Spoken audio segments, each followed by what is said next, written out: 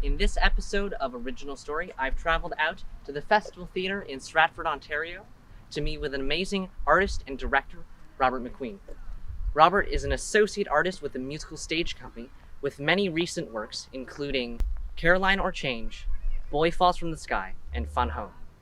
Robert was also the associate director for the Broadway, Mervish, and Latin American productions of Mamma Mia.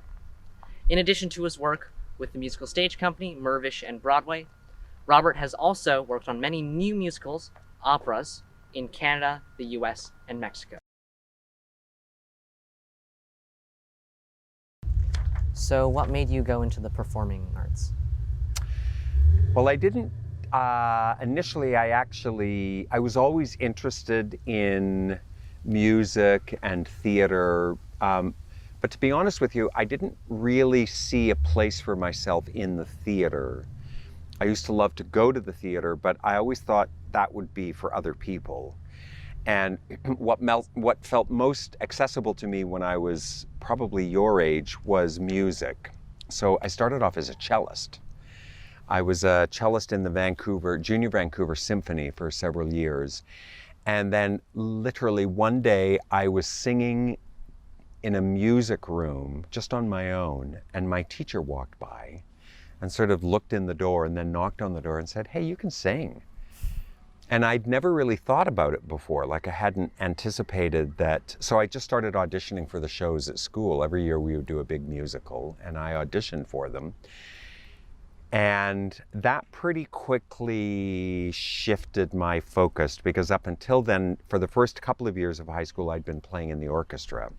And suddenly I was no longer interested in being in the pit. I wanted to be up on stage. So when I graduated high school, I promised my father I would go to music school first. I would do a degree in music. That only lasted one term. And I auditioned for a theater school, and I didn't tell him. I just snuck over an audition and I got accepted. And so then I had to have the conversation with him, and I started immediately. I finished 1 year of music in April, and by May I was in theater school. So that kind of set the course for me in terms of being in the theater, which felt right. That felt like where I should be.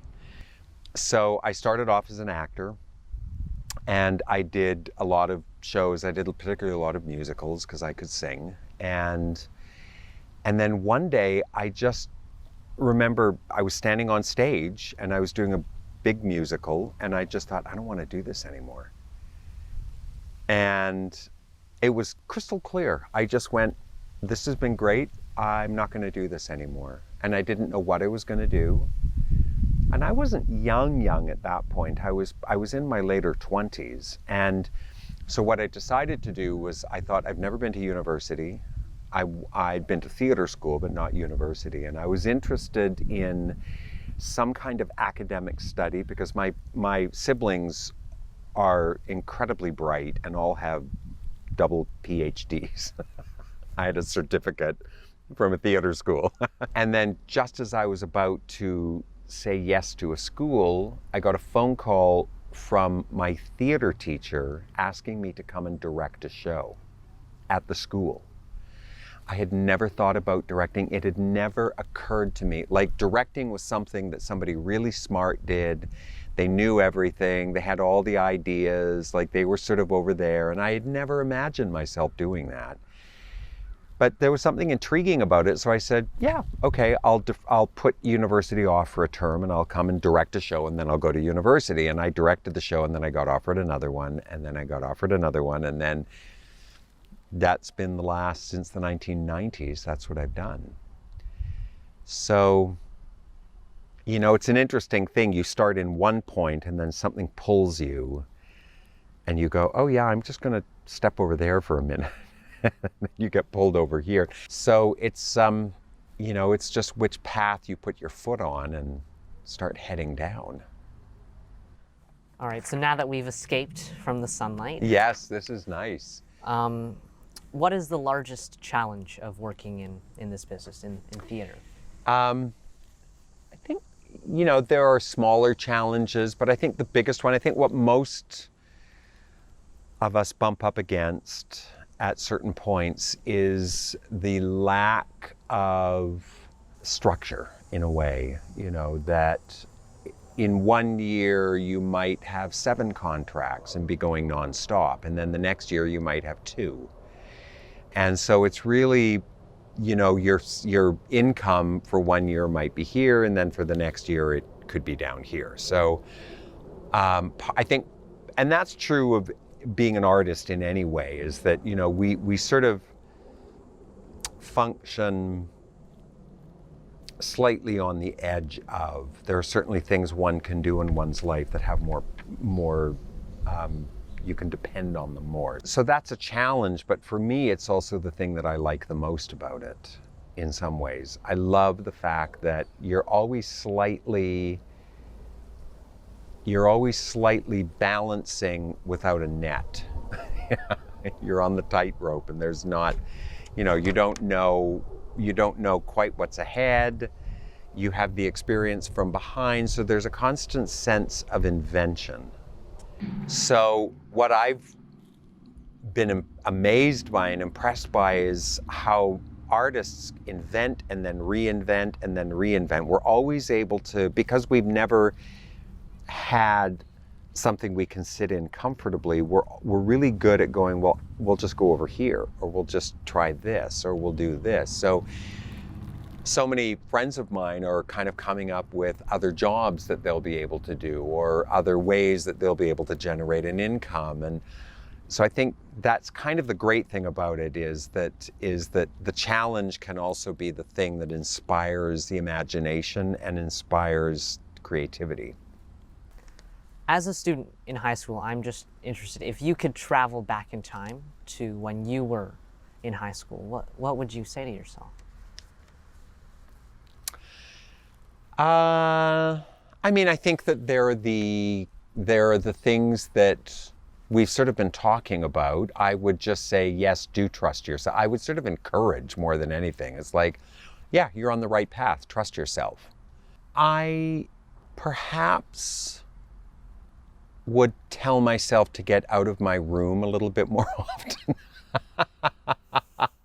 Go into the world a bit more. But then I did that. I ultimately did that. At a certain point, I started traveling at a time when we could travel, and I started literally traveling the world. So I think I would just, I always feel like what's important as a young person, and I maybe found it in different ways on my own, but I think to know that it's really okay to jump and make a mistake, because that's actually where you learn. And I think this may be true a lot for today, because there's a lot of pressure. When I was in high school, people were not thinking about what university they were going to go to until they were in grade 12. Like, it did not enter anyone's consciousness to be thinking, like, we're all out doing sports or making plays or doing this or doing that. Like, we were just doing stuff, and that was just the times that we were in. So the sort of urgency to stay on track with something, we had a certain level of freedom. This is a long time ago, but we had a certain level of freedom that allowed us to just kind of explore the world and figure out. And so it was quite common that we were quite often told, oh, just go to a college for the first 2 years to figure out what it is actually that you're interested in, because it's not going to cost as much. And then you can take those credits and transfer them once you know. Now, weirdly, most of those colleges have now become universities, so you can't really even do that anymore. But that was the great thing about a community college, was you could spend 2 years and explore 12 different things if you didn't really know.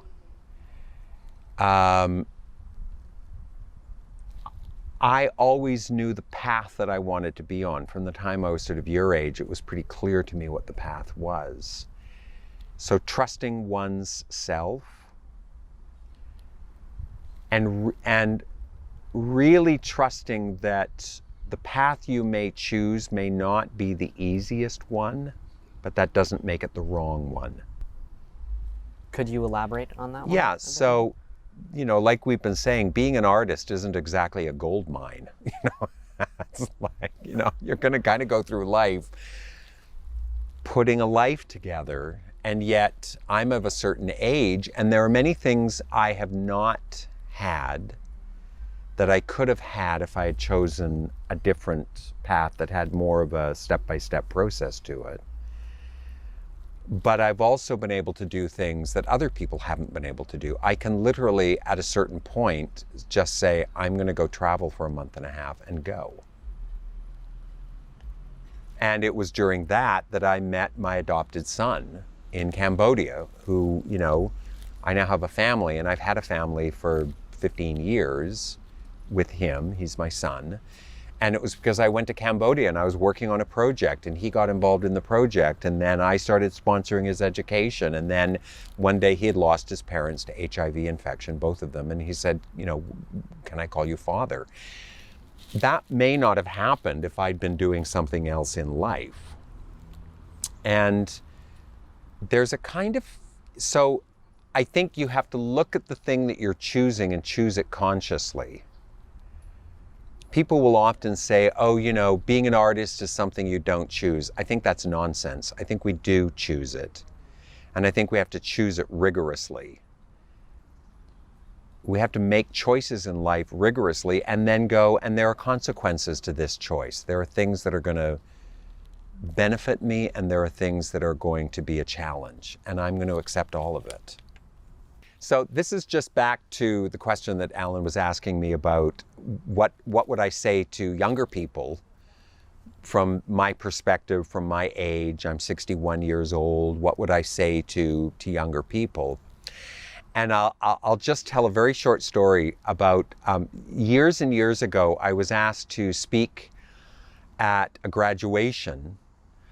It wasn't a high school graduation. It was a private school in Vancouver, a very kind of fancy private school, and it was a graduation for the people finishing grade 8, I think. So I didn't really know what I wanted to say until I got there. But what I did know was that the adults in the room were some of the wealthiest people in Vancouver. So I thought, I'm talking to people who are like CEOs of major corporations, and they own law firms, and these are the people who are like the financial foundation of Vancouver. So I sort of went out on a slight limb, and I said to the young people, it's important that you really are true to yourself, and that you find your voice and you find your path. And as I was saying it, I thought, I am going to get run out of town. I think they're going to chase me out the driveway of the school. But amazingly, the exact opposite happened, because I talked about the choices that I had made to be an artist and to work in the theater. And the exact opposite happened. This couple came up to me, a husband and wife, and they co-owned a huge law firm in the city. And they said, oh my God, that was amazing that you said that. We just want to sell the law firm now and go and pursue the things that we've always wanted to do. So I think there's always part of us that yearns for the thing that we maybe didn't do. It's what you were saying earlier about the regrets. But if we're true to ourselves, it may be a rocky road, it may be a difficult path, there may be a steep incline at certain points or a dropping off at certain points, but you'll never regret, and you'll never look back and say, I shouldn't have done this. Because there's truth. You're always speaking your truth. One other story, which is about post-graduation. So the high school I went to was a high school. It was a public school, but it was, we grew up in a pretty nice neighborhood. We were being offered a lot of opportunities. So about, it must have been 20 years after I graduated, I decided to go back to a high school reunion. They used to have high school reunions every 10 years. So I went to the 20th. And over the course of the evening, and I was working on a theater project, a very big commercial theater project that was in Vancouver. And over the course of the evening, several of the students that I'd gone to school with, several of the graduates, came up to me and said, you know, I remember you were such a loser. Like, we all used to make fun of you. But now, when I look at you now, it was like really clear. You knew what you wanted to do and you didn't care. You didn't care that we made fun of you. You didn't care that we'd push you up against lockers or we'd lock you in a locker or we'd take your lunch bag and throw it over the lockers. You know, it's like you just kept going. You were so, you just, you know, and so you didn't allow us to stop you. And you didn't allow us to scare you or to pull you apart in some way. And you just did what you wanted to do. And then this one woman said, I'm really envious of you because you're probably one of the only people in this room of graduates that's actually doing what they want to do. So if I can add one more thing, Alan, onto your question about advice. You know, bullying has happened since the beginning of time. And in fact, now it's more contained because there's a voice to non-bullying. At the time, there just wasn't. You just had to sort of shut up and take it. But it didn't stop me. I was not going to allow anybody else to tell me. I didn't care that they thought I was a loser. I sort of thought, yeah, okay, who cares? Right? So I don't know at this point. I know that there are people thankfully, there are people you can go talk to at school if you feel like you're being bullied. This is very huge. If that is part of your experience, you stay true to yourself and you stay true to your heart and you stay true to what you know the voice inside of you is telling you. And it is never wrong. It will lead you down the path that you need to go. And 20 years from now, the person who is probably meanest to you at school will come up and say, you were the one who was right. You did what was right for you. You were true to yourself. No one can take that away from you. You cannot allow that to be taken away from you, regardless of what it is. So yes, go and deal with the bullies. Go and deal with whatever you need to deal with. But the truest thing to do within that also is to never let it stop you from your truth. Thanks for watching. A special thank you to Robert McQueen for taking the time to do this interview with me and sharing your life stories. Another thank you to my parents for the cinematography and my friend Raymond for helping me with the editing. If you enjoyed this video, please consider subscribing, and if you have any life stories you'd like to share, please email me. That's it. I'll see you guys next time. Cheers. Okay, all good? All good? And that's good? That's focused in? Okay. Oh yeah. 3, 2, 1. I feel so professional. I feel like, it's so good. In this business. We're videotaping, yeah. Yeah. Yeah. But there's nothing major. I always feel like I was true to myself. Sorry, I just ate a bug. Oh, wow. Keep that on, that's good. I just swallowed it as well, so oh my. Hey ho. maybe wash it down with that. It's okay. It's all right, it's gone. It's in. The protein is in the mix.